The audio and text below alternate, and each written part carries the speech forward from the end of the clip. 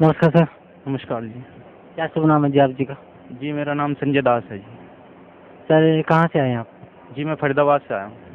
Sir परमचंद सतगुरु रामपाल जी महाराज की शरण में आने से पहले आप कौन सी भक्ति करते थे? सर परमचंद सतगुरु रामपाल जी महाराज की शरण में आने से पहले ये विष्णु भगवान मतलब ये देवी देवता जो भी हैं, शंकर जी, पार्वती, मतलब शेरा वाली माँ, इन सब की भक्ति किया करता था। सर जो आप भक्ति करते थे विष्णु भगवान की, शंकर जी की, शेरा वाली माता जी की, उस भक्ति से आपको क्या लाभ मिलता था? सर नुकसान ही नुकसान ज़्यादा होता था, इतना कुछ लाभ नहीं मिलता था।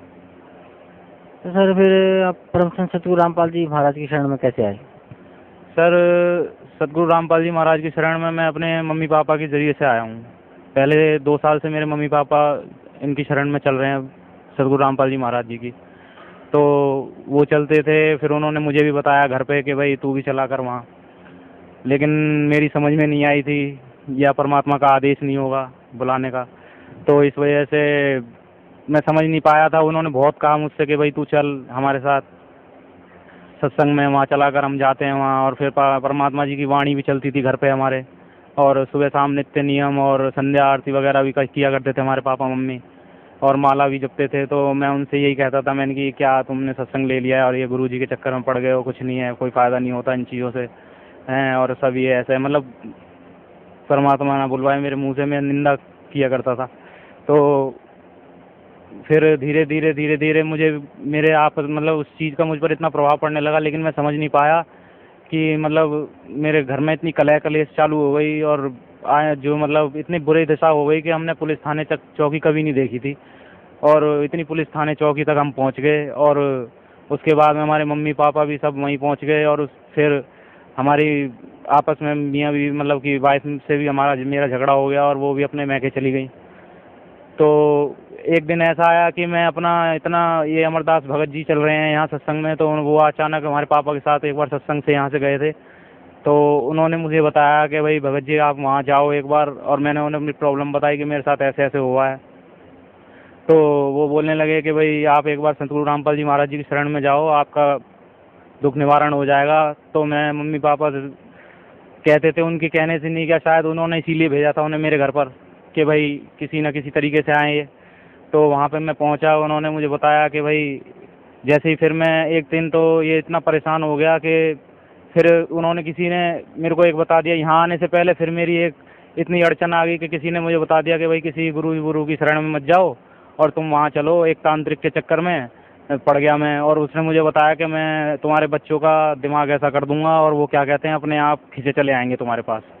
तो उन्होंने कुछ तांत्र विद्या से पढ़ पढ़ा के अपना मंत्र संतर सा, और वो मुझे कुछ सामान टोटके का दे दिया, और वो मैं भी, मेरी बुद्धि भी इतनी फ्री हुई थी कि बस जाके मैंने घर में वो करना शुरू कर दिया। इधर परमात्मा की वाणी चलती थी, इधर मैं ये काम करने लगा। तो और इतनी ज़्यादा मनुष्य सी छा गई और मेरा दिमाग इतना ख़राब हो गया, मैं पागल सा होने लगा। और फिर एक दिन तो ऐसा आया, रात को 2 बजे 2-2 3-3 बजे तक मुझे नींद नहीं आती थी, और मैं एक दिन तो ऐसा आया कि मैंने सर पटकने लग गया, और मेरे मन में ऐसा ख्याल आया कि मैं कोई खुदकुशी कर लूँ या सुसाइड कर लूँ। तो फिर कुछ नहीं, तो फिर उन्होंने सुबह मैंने फिर अमरदास भगत जी को बताया कि मैं ऐसा ऐसा हुआ है मेरे साथ और मैं ऐसा करने वाला हूँ। तो उन्होंने कहा भाई ऐसा मत करो, और फिर तुम जाके, फिर मैंने मम्मी को भी बताया अपनी, तो मम्मी ने कहा कि तू पागल मत बन, ऐसे मत, तू चल मेरे साथ वहाँ सत्संग में। तो फिर उन्होंने मुझे अपने मोबाइल में गुरुजी की वहाँ वो सुनाया सत्संग, तो मेरा मन पता नहीं अपने आप ही ऐसा होने लग गया कि मैं उन अचानक मतलब ऐसा अंदर से ही फील होने लगा कि मैं इनका सत्संग सुनूं खूब, मतलब कि असर, मतलब मेरे दिमाग इतना हल्का सा होने लगा, जो मेरी टेंशन थी, जो मेरे अंदर एक बुरी भावना पैदा हो रही थी, वो ख़त्म होने लगी धीरे धीरे। तो फिर मैं उनके साथ, फिर मैंने अपनी मम्मी से अपने आप ही कहा कि मम्मी मेरे को तू लेके चल, एक बार किसी भी तरीके से लेके चल। तो हमारी मम्मी कह रही ठीक है, क्या कहते हैं, शुक्रवार का सत्संग है, तब तेरे को लेके चलते हैं। तो मैंने फिर जहाँ मैं काम पे जाता था, तो आप ये समझ लीजिए कि 2 दिन पहले ही मैंने छुट्टी कर ली वहाँ से, और मेरे को काम में किसी चीज़ में मन ना लगे मेरा, और बस यही लगन लगी हुई थी किसी तरीके से मैं वहाँ पहुँचूँ आश्रम। तो मैं आश्रम, परमात्मा की कृपा हुई सतगुरु रामपाल जी की, और मैं यहाँ आया।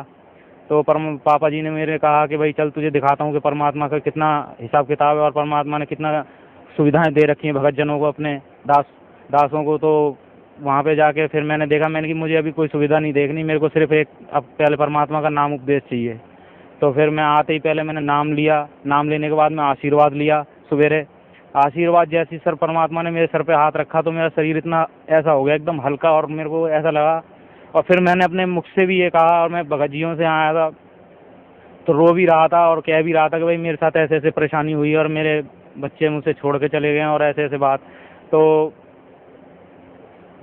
अब ऐसा हुआ कि एकदम भगत जियों से कईयों से कहा मैंने, तो वो बोलने लगे कि आप बस जब आशीर्वाद देने आए गुरुजी तो उनके पास चले जाना और खड़े हो जाना सामने, और वो आपके मन की दशा खुद ही जान जाएंगे। मगर मेरी आत्मा ऐसी अंदर से कह रही थी कि मैं अपने मन की बात जो है वो गुरुजी से अपने मुख द्वारा खुद ही बोल दूं।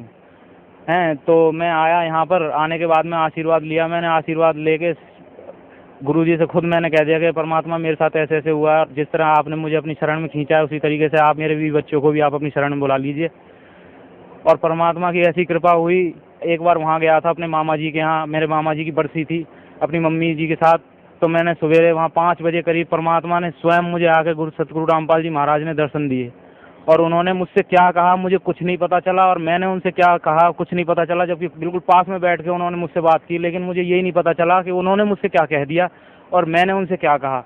उसी टाइम मैंने कहा कि मैंने कि मम्मी जो कुछ हो जाए मैं अपने बच्चों को खुद लेके आऊँगा। शायद परमात्मा ने अपना आदेश दिया हो, मुझे मेरी अर्ज़ सुन ली हो, मेरी पुकार सुन ली हो कि जो मैंने उनसे अरदास की थी, और वो मेरे बच्चे मेरे पास आ गए आज। और फिर मैंने ये भी अर्ज़ लगाई थी कि परमात्मा आप एक बार मेरे बच्चों को अपने पास बुला लूँगा, और आज उनकी कृपा हुई और मेरे बीवी बच्चे भी यहाँ आए हुए हैं, उनको मैंने आज नाम उपदेश दिलवाया है। और मेरी मम्मी के पैर इतने ख़राब हो गए थे, इतने बेकार हो गए थे, जख्म इतने भारी भारी हो गए थे कि सब जगह दिखा लिया। डॉक्टरों ने सब ने ये कह दिया कि भाई इनके तो पैरों में सेप्टिक फैल गया और हो सकता है इनके पैर काटने तक की नौबत आ जाए।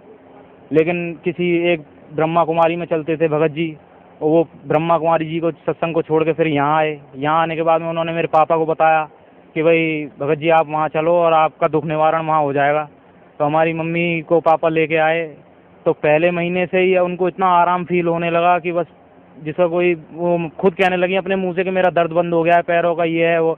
और फिर धीरे धीरे दूसरे महीने में आई, तीसरे महीने में, चौथे महीने 4 हाजिरी उनकी लगी। तो ये समझ लीजिए आप कि उनका सारा दुख जो भी जख्म थे वो सब धीरे धीरे भर गए, और गाड़ी भी आराम से वो भाग भाग के पकड़ लेती थी, जबकि उनसे पैरों से चला भी नहीं जाता था।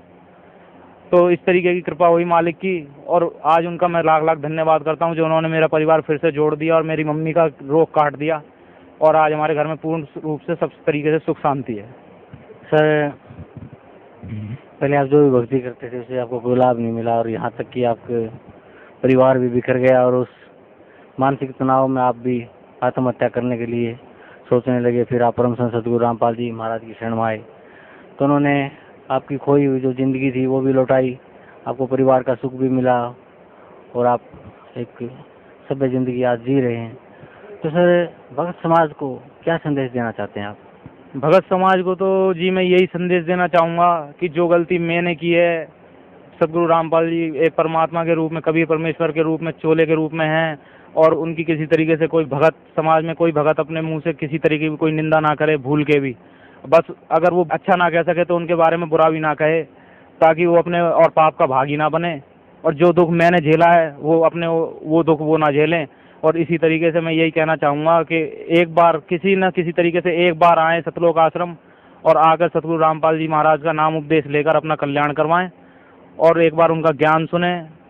और जिस तरीके से लोग निंदा करते हैं, हम रास्ते में आते हैं ट्रेनों में, उस बोलते हैं कि ये गुरु ऐसा है वैसा है फलाना है ढीकड़ है, मेरे लिए तो वो भी भक्त हैं। मैं तो उनसे भी यही कहना चाहूँगा कि वो इनकी निंदा ना करें, एक बार इनके पास आएँ, इनको प्रूफ करके दिखाएं कि हाँ भाई ये इस तरीके से गलत है, तब कहें कुछ, उससे पहले कुछ ना कहें। क्योंकि वो बोलते हैं चोट हमारे दिल पर लगती है कि हमारे जो गुरु हमें, हमारे जो परमेश्वर हमें, हमारे को सुख शांति दे रहे हैं, हमारा घर बना दिया, हमारा सब काम कर दिया, और हमें ज्ञान भी दे रहे हैं हर तरीके से, उनके बारे में हम निंदा नहीं सुन सकते।